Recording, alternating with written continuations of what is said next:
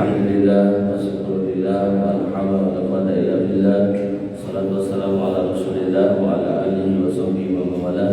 Rabbi shrah li sadri wa yassir li amri wahlul 'uqdatam min lisani yafqahu qawli. Amma ba'du. Bapak Ibu yang dirahmati Allah, alhamdulillah.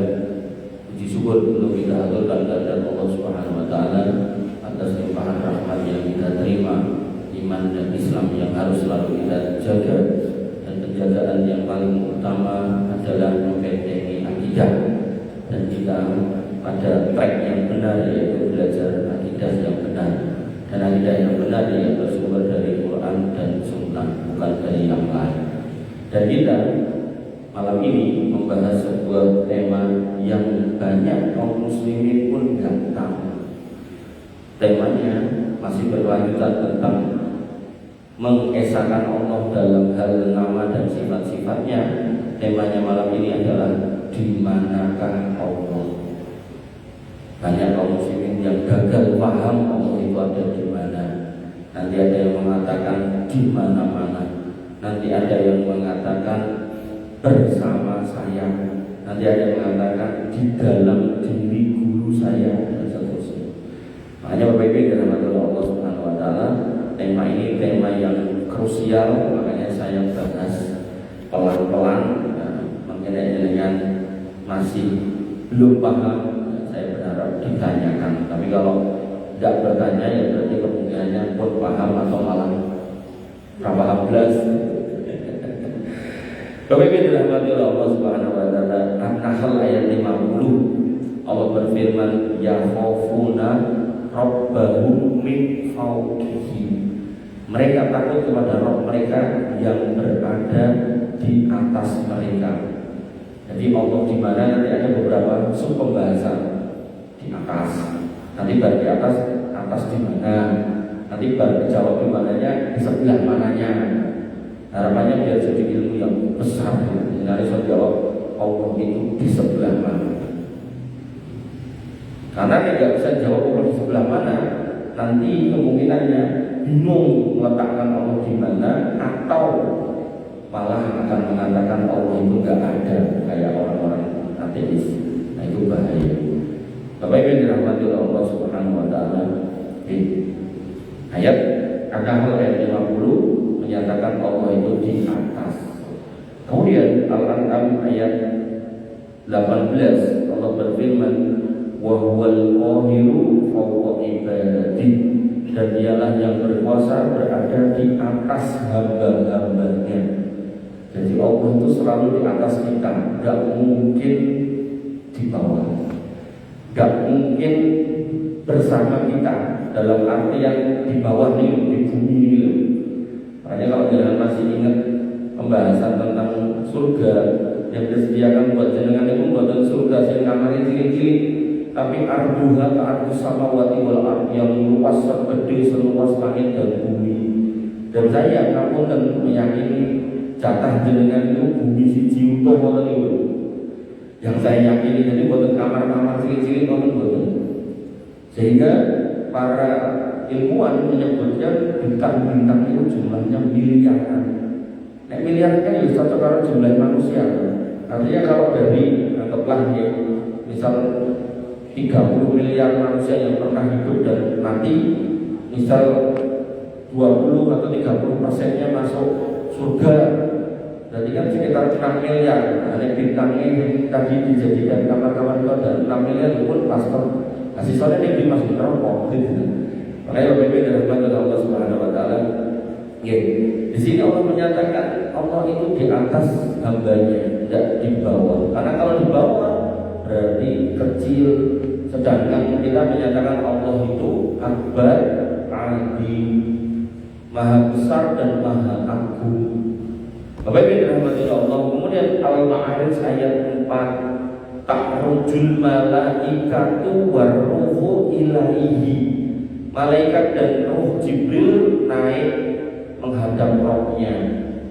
Berarti Allah itu tidak turun ke hambanya, maksudnya bersama hambanya kayak kita. Justru hambanya yang naik kepadanya. Nek naik itu berarti di bawah atau di atas? atas, jelas naik. Jangan naik ke lantai berapa? Aku naik dari lantai 5 ke lantai 3. Itu medut jenenge orang naik. Naik itu lantai 1 ke lantai 3, lantai 3 ke lantai 5. Makanya kalau dikatakan naik berarti ke atas, bukan ke bawah. Kemudian pada Quran surat Fatir ayat 10 Allah berfirman, ilaihi yas'adul kalim at-thayyib, kepadanya lah naik perkataan-perkataan yang baik, amal-amal solih dinaikkan kepada Allah pada hari Senin dan Kamis dalam sebuah riwayat, dan diampuni hamba-hamba Allah, dikecualikan mereka yang melanggengkan permusuhan sesama kaum muslimin. Aku orang melanggengkan, aku kok apa-apa nek Idul Fitri, berarti dengan sudah melewatkan Senin Kemis setiap pekan dikali 4 ping 8 dikali 12, 96 kali dalam setahun. Allah mengampuni kita setiap pekan 2 kali. Gak kita dapatkan, mungkin kita pengen ngendani Idul Fitri maaf-maafan. Artinya kita sebagai hamba ya tentu rugi nek ngendani niku. Nah, mending memaafkan baru dapat ampunan 96 kali. Dan semua itu dinaikkan Senin Kemis pada Allah Subhanahu wa taala yang ada di atas, bukan di mana-mana. Amal dinaikkan pada Allah. Allah di mana-mana. Ya di mana? Nah, di dalam hatiku. Dari sini ke hatiku apa yang naik itu ngikutin gitu. Artinya sebenarnya ini bahasa-bahasa mudah. Tapi orang-orang alladzina yulhiduna fi asma'i, yang menyimpang dalam menyebut Allah itu memaksakan orang juga. Di mana-mana naik maksudnya orang enggak semebar iso gitu. Dengan berbagai macam argumen yang aneh-aneh yang padahal maknanya jelas. Kemudian ya, Nabi SAW pernah menyebutkan sebuah wanti-wanti tentang orang-orang yang terzalimi. Beliau bersabda, ittaqu da'watal madlum, hati-hati lho karo dongane wong sing terzalimi. Fa innaha tasqutu ila Allahi ka'annaha syararatun, dongane munggah nang Gusti Allah kayak percikan api, cepet. Sehingga seorang muslim ya, dari sisi ini satu nggak boleh dolimi orang lain, dari sisi akidah berarti selain amal dinaikkan, perkataan baik dinaikkan, doa juga dinaikkan. Bapak Ibu yang dirahmati oleh Allah Subhanahu wa taala. Kemudian Allah berkisah tentang Isa Al-Masih pada Quran surat An-Nisa ayat 158, bal rafa'ahu Allahu ilaihi. Tetapi yang sebenarnya Isa Al-Masih itu tidak disalib, tidak dibunuh oleh mereka, tapi Allah naikkan kepadanya, kan ke atas berarti. Nanti dalam hadis tentang Isra Mi'raj, beliau kalau tidak salah ingat ada di langit lapis ketiga, menunggu giliran turun nanti menjelang hari kiamat. Hidup beliau sekarang di sana. Bapak Ibu dirahmati oleh Allah Subhanahu wa taala. Kemudian pada Quran surat Al-Imran serupa dengan tadi maknanya, Allah berfirman, "Ilqallahu ya Isa inni mutawaffika wa rafi'uka ilayya." Dan ingatlah ketika Allah berfirman, "Hai Isa, sesungguhnya aku akan menyampaikan kamu kepada ajalmu nanti. Belum wayai kamu mati, dan mengangkat kamu kepadaku. Saiki tak angkat sih matimu sampai." Begitu tugas sudah selesai, hari kiamat menjelang, kamu turun melawan Dajjal, kemudian kamu memimpin kaum muslimin untuk berdoa meminta hancurnya Ya'juj Ma'juj. Begitu itu sudah hancur, kemakmuran tersebar di muka bumi, di saat itu terjadi maka waktunya kamu meninggal. Bapak Ibu dirahmati oleh Allah, di sini dikatakan wa rafi'uka ilayya, tak angkat kowe kepadaku. Nah, Bapak Ibu dirahmati oleh Allah. Kemudian kita sering menyebut juga sifat Allah pada Quran surat Al-Baqarah ayat 255, ayat kursi, wa huwal aliyyul azim. Allah itu maha tinggi dan maha agung. Karena Allah itu tinggi di atas, maka tentu kita bisa memahami Allah itu besar. Tapi kalau kamu dan Allah bersama dengan kita di bumi, ya dengan tentu bisa bayangkan sak bumi itu yang paling gede nopo begitu, nopo begitu Allah semonten itu kan boten. Tentu itu sebuah kekeliruan, apalagi sampai dikatakan ada di dalam diri saya.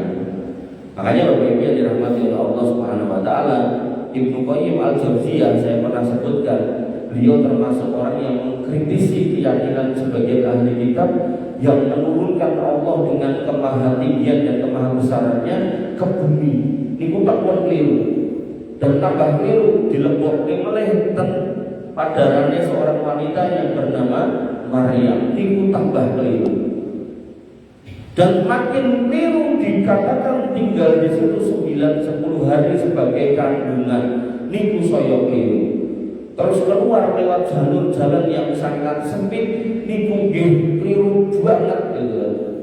Dan keluarnya bersama dengan air yang kotor, dan kemudian dia nggak bisa apa-apa, dan kemudian begitu bisa apa-apa dikatakan dia Tuhan.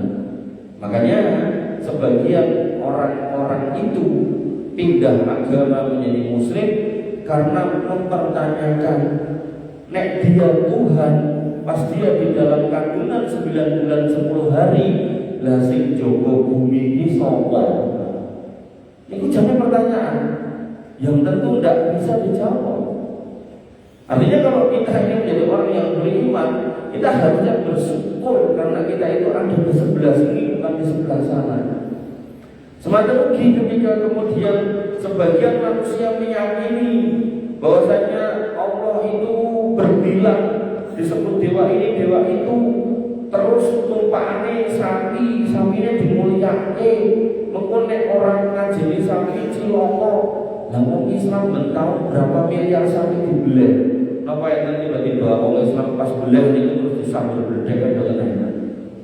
Nah makanya yang harus kita pahami itu menunjukkan kebenaran ketika sesuatu itu teruji secara empirik dalam jumlah yang masif. Hakikatnya ya benar itu Allah berfirman kalau sapi, kuda, kambing, unta itu tercipta buat kita, bukan kita harus memuliakan dia sampai ditujukan ke makom yang berlebihan, melebihi makomnya sebagai binatang. Itu mau kewan. Kita memuliakannya dengan gak boleh beleh dengan pisau yang ketul, gak boleh pas beleh dia melihat hewan yang lain, gak boleh menganiaya dengan cara pas dibeleh belum mati mesti ditinggal, dan seterusnya itu adab dalam menyembelih. Di situ kita memuliakan, bukan menghamba kayak sebagai orang. Maka ketika kita memahami itu, alhamdulillah saya kita di sini bukan di sana. Bapak Ibu dirahmati oleh Allah, kembali ke sini Allah menegaskan wa huwal aliyyul azim. Allah itu maha tinggi dan maha besar. Nanti dalam ayat yang lain wa huwal aliyyul kabir, dan Allah itu maha tinggi juga dan maha besar. Kemudian Allah juga tegaskan pada Quran surat Asy-Syura, innahu aliyyun hakim. Allah itu maha tinggi dan maha bijaksana.